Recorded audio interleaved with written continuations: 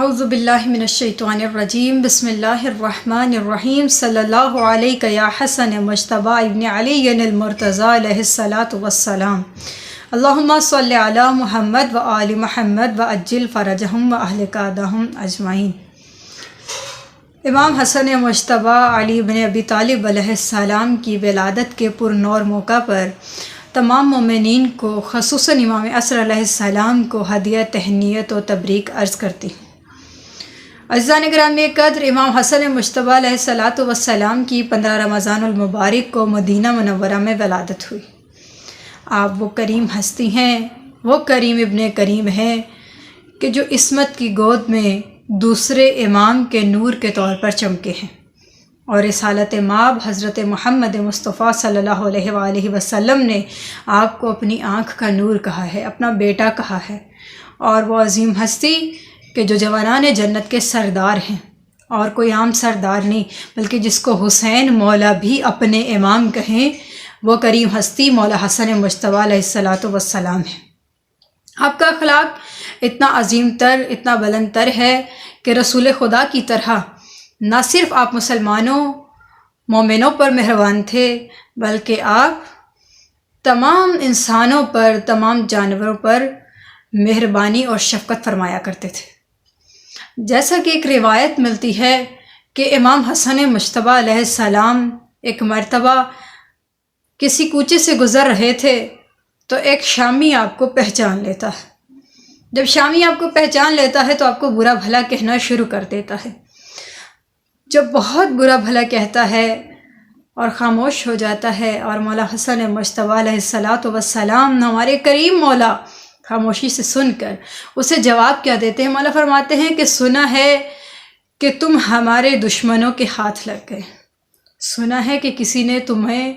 ہمارے لیے بدظن کر دیا ہے، اگر تم مسافر ہو تو آؤ ہم تمہیں رہنے کے لیے جگہ دیتے ہیں، اگر تمہارے پاس کھانے کو کچھ نہیں تو ہم کھانے کے لیے عطا کرتے ہیں، اگر تمہارے پاس کچھ زیادہ راہ نہیں تو ہم آؤ تمہارے دامن کو پر کرتے ہیں۔ جب مولا کی اس بہترین اخلاق کو دیکھا اور مولا کی اس گفتگو کو سنا تو اس وقت وہ شامی کہتا ہے کہ یقیناً آپ بہت کریم ہستی ہیں، آپ بہت عظیم ہستی ہیں، جبکہ ہم نے شام میں آپ کے بارے میں، آپ کے کنبے کے بارے میں ایسی باتیں سن رکھی تھیں کہ ہمارے بچے بھی آپ کی دشمنی پر پرورش پاتے ہیں۔ مولا اسے اپنے گھر لے جاتے ہیں، اسے اپنا مہمان بناتے ہیں، اور جب وہ مولا کے گھر میں رہتا ہے، مولا کے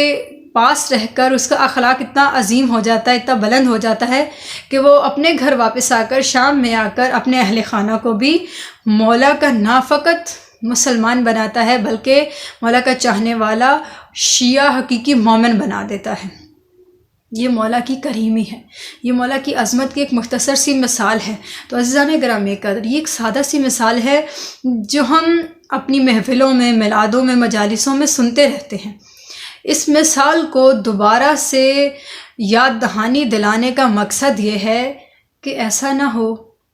کہ ہم اپنے گھر والوں کے لیے مہربان بن جائیں، اپنے دوستوں کے لیے مہربان بن جائیں، اپنے رشتہ داروں کے لیے بہترین اخلاق والے بن جائیں، لیکن ہمارے اطراف کے لوگ ہم سے بیزار ہوں، ہمارے مسلمان بھائی ہم سے بیزار ہوں،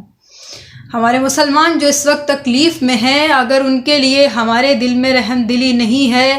اگر ان کے لیے ہمارے پاس احساس نہیں ہے تو ہم مومن نہیں ہیں، ہم مولا حسن کے ماننے والے نہیں ہیں۔ تو یقیناً ہم نے مولا حسن علیہ السلام کے پیغام کو اپنے آپ سے دور کر یہ ماہ رمضان ان کریم ہستیوں کے صدقے میں جو ہمارے لیے رحمتیں اور برکتیں بن کر آیا ہے، خدا کی طرف سے لطف و عنایت بن کر آیا ہے، انہی کریم ہستیوں کے صدقے میں ہم خدا سے دعا بھی کریں کہ اپنے اخلاق کو بہتر بنائیں اور قرآن کریم کو پڑھ کر اس پر عمل بھی کریں۔ تو عزیزان گرامی قدر، 15 رمضان المبارک کے چند مختصر سے اعمال بتاتی چلوں کہ شب 15 رمضان المبارک، شب ولادت امام حسن مجتبی علیہ السلام پر غسل کرنا مستحب ہے، زیارت امام حسین علیہ السلام بجا لانا مستحب ہے، اور اس کا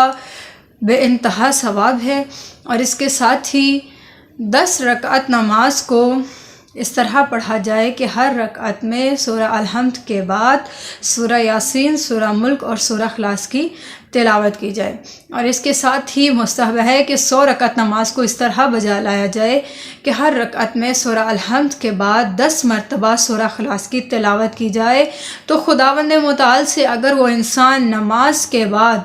یہ دعا کرے کہ تو جہنم کی آگ سے مجھے نجات دے دے، تو خداوند متعال اسے جہنم کی آگ سے بھی نجات دے دیتا ہے، کیونکہ یہ بہت عظیم تر نماز ہے اور بہت زیادہ اس کا ثواب ہے۔ اور روایت میں یہ ملتا ہے شیخ مفید کے قول کے مطابق کہ 195 ہجری میں امام تقی علیہ السلام کی ولادت بھی 15 رمضان المبارک کو ہوئی، لیکن مشہور قول 10 رجب کا ہے۔ اس روایت سے معلوم یہ ہوتا ہے کہ یہ دن بہت ہی نیک اور بابرکت دن ہے۔ اس دن صدقات دیے جائیں، اس دن حسنات بجا لائے جائیں، قرآن کریم کی تلاوت کی جائے اور اپنے مومنین کا خیال رکھا جائے۔ خداوند متعال امام حسن مصطفیٰ علیہ السلام کے وسیع دسترخوان کے صدقے میں ہم سب کے رزق و روزی میں وسعت عطا فرمائے اور عمل خیر کی توفیق عطا فرمائے۔ والسلام علیکم ورحمۃ اللہ۔